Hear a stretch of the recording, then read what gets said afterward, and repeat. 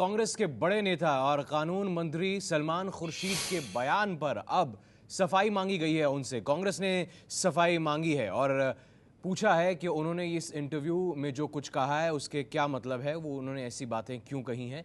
इस पर उनका पक्ष जानने के लिए उनसे सफाई मांगी गई है। कांग्रेस ने इस इंटरव्यू को लेकर अभी तक कांग्रेस के किसी भी बड़े नेता का कोई बयान नहीं आया था, लेकिन अब विचारधारा का अभाव है और कांग्रेस कई मायनों में विचारधारा की कमी की वजह से भटक रही है। इस तरह की बात उन्होंने अपने इंटरव्यू में कही थी, जिसके बाद अब कांग्रेस की तरफ से जवाब तलब किया गया है सलमान खुर्शीद से। विचारधारा में भटकाव जो है कांग्रेस की समस्याओं का बड़ा कारण रहा है, ये सलमान खुर्शीद ने अपने इस इंटरव्यू में कहा था और कहा था कि राहुल गांधी ने जिम्मेदारी नहीं उठाई। हमारे साथ एबीपी न्यूज संवाददाता रवि धीमान मौजूद है, उनसे बात करते हैं। रवि, अब जवाब मांगा गया है सलमान खुर्शीद से, उनकी सफाई मांगी गई है, क्यों दिया उन्होंने ये बयान?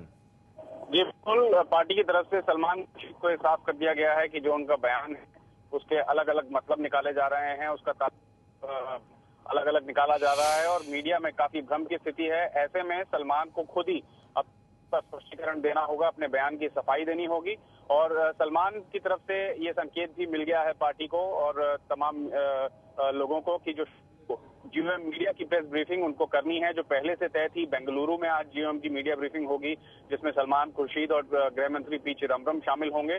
उस ब्रीफिंग के दौरान सलमान अपने बयान पर स्पष्टीकरण दे सकते हैं, अपने बयान पर सफाई दे सकते हैं। हालांकि जरूर है कि पार्टी सलमान के बयान से बहुत ज्यादा इत्तेफाक नहीं रख रही है और सलमान को अपनी सफाई देने की पार्टी ने कहा है। जी, सलमान खुर्शीद का ये बयान खासकर इसलिए इस पर जवाब तलब किया गया होगा रवि, क्योंकि इसमें उन्होंने कहा है कि विचारधारा में भटकाव के कारण कांग्रेस में समस्याएं हैं और राहुल गांधी जो हैं वो जिम्मेदारियां जो उनको दी जा रही है वो निभाते नहीं हैं, नहीं उठा रहे हैं। उस पर मैं आपसे बात करूं उससे पहले एक बार फिर से अपने दर्शकों को बता देते हैं कि वो क्या बयान था जिसके चलते अब सलमान खुर्शीद से उनकी पार्टी कांग्रेस ने जवाब तलब किया है, सफाई मांगी है। पहले सुनिए। कांग्रेस की समस्याओं की जड़ में है अगली पीढ़ी के नेता राहुल गांधी से विचारधारा की दिशा न मिलना।